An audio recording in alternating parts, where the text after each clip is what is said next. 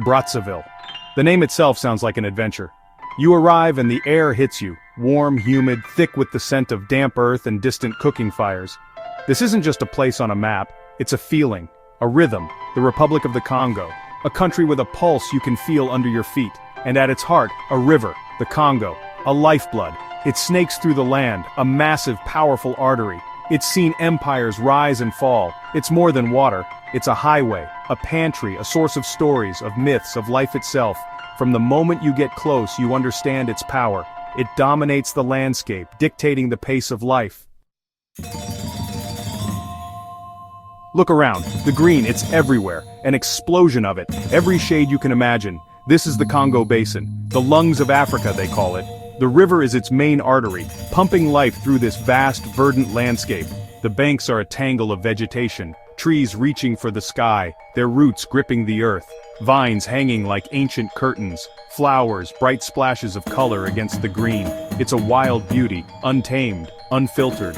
The air itself feels alive. You can almost taste the chlorophyll. It's thick with the sounds of unseen creatures, birds calling from the canopy, insects buzzing in a constant chorus. This isn't a manicured garden. This is nature in its rawest form, powerful, indifferent, beautiful in its chaos. The river carves its path through this dense wilderness, a shimmering ribbon of brown or silver. It's a mirror to the wild heart of Africa.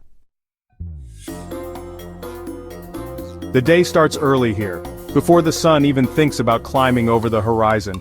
A coolness still hangs in the air, a brief respite from the heat that will soon take over. The first sounds you hear are often from the river, the gentle lapping of water against the shore, the distant putter of an outboard motor, the rhythmic splash of paddles.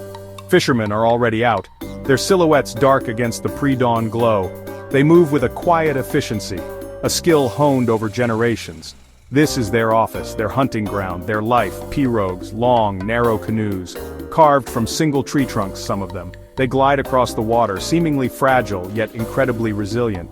They are the workhorses of the Congo, carrying people, carrying goods, carrying dreams. You see them everywhere.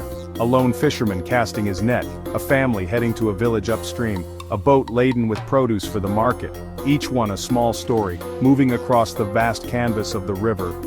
The skill of the paddlers is incredible. They navigate the currents, the eddies, the hidden obstacles, with an innate understanding of the water's moods. As the sun begins to rise, the riverbanks slowly come alive. The sounds change, children's voices, the clatter of cooking pots, the murmur of conversations. People gather by the water's edge. By midday, the sun is high, the heat is serious. But life doesn't stop. It just shifts, it moves to the shade. It congregates where there's activity, and nowhere is there more activity than the riverside markets. These aren't just places to buy and sell. They are the beating heart of the community, a chaotic, vibrant, overwhelming sensory experience. The noise hits you first, a cacophony of voices, haggling, laughing, shouting, music blaring from somewhere.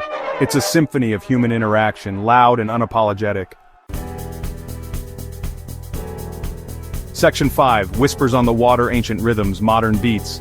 The Congo River isn't just a physical presence, it's deeply woven into the cultural fabric of this place. It's in the songs, in the stories, in the traditions passed down through generations. Listen closely, and you can almost hear the whispers of ancestors on the breeze that blows across the water. They say the river has a spirit, a powerful entity that must be respected, honored, appeased. These beliefs are not just quaint folklore, they shape how people interact with the river, how they understand their place in the world. Music is everywhere in Congo. It's in the air you breathe. And the river often features in its melodies and lyrics. Songs about fishing, songs about long journeys on the water, songs about love found and lost by its banks, the rhythm of the paddles, the flow of the current. These natural sounds find their way into the music, creating something uniquely Congolese. Section 6. Gift of the Giant, Sustenance and Passage. The Congo River is a giver, a generous provider. Its most obvious gift is fish. For countless communities along its banks, fish is the primary source of protein, the backbone of their diet. Every day, fishermen venture out in their pirogues, using nets, lines, and traditional traps.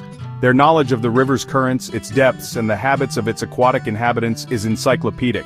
passed down from father to son, mother to daughter. It's a hard life, often dangerous. But it sustains them, it feeds their families, it fuels the local economy. But the river gives more than just food, it's a highway. The primary means of transportation for vast stretches of the country. In a land where roads can be challenging or non-existent, the river is a reliable pathway. It connects remote villages to towns and cities. It carries people, it carries goods. From massive barges laden with timber or minerals, to small pirogues ferrying passengers between neighboring communities. Life flows on the river, commerce flows on the river, information flows on the river. It is the circulatory system of this nation. The water itself is life, used for drinking after boiling or treatment, for cooking, for washing clothes, for bathing. The river is an integral part of daily hygiene and domestic chores. Children play in its shallows, learning to swim almost as soon as they can walk, developing a healthy respect for its power from a young age. Section 7. Golden Hour on the Congo, as the day fades. As late afternoon approaches, the light begins to soften. The fierce midday sun mellows into a warm golden glow. This is a special time on the Congo River, the golden hour. It bathes everything in a magical light. The water shimmers. The green of the trees on the banks deepens. The air cools slightly. There's a sense of calm that descends, a slowing down. The frantic energy of the day begins to dissipate, replaced by a more tranquil rhythm. It's a time for reflection, a time to savor the beauty of the moment. Fishermen start returning, their pirogues laden hopefully with the day's catch. Their silhouettes are stark against the setting sun.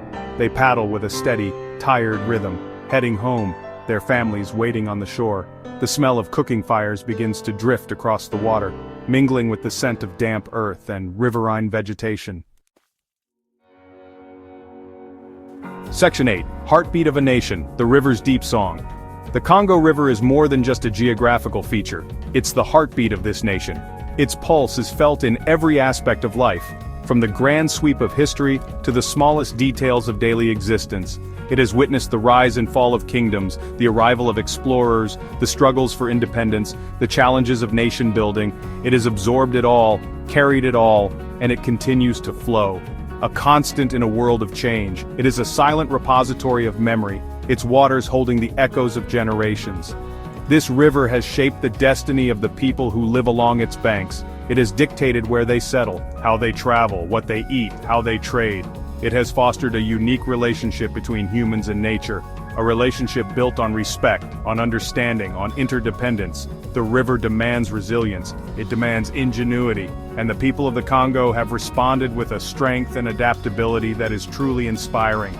Their lives are a testament to the enduring human spirit, constantly navigating the river's challenges and embracing its gifts.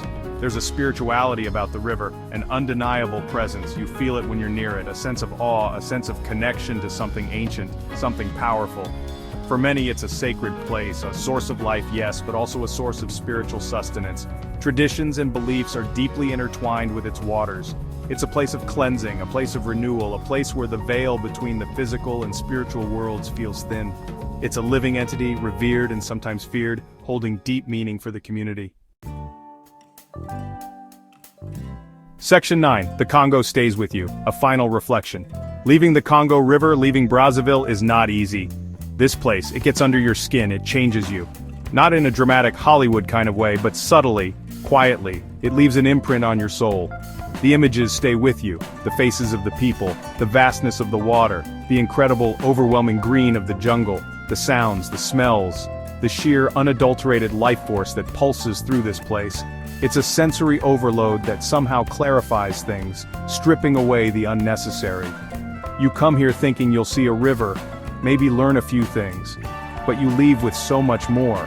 You leave with a sense of humility, a sense of wonder, a deeper appreciation for the resilience of the human spirit, for the power of nature, for the beauty of a life lived in close connection with the earth and the water.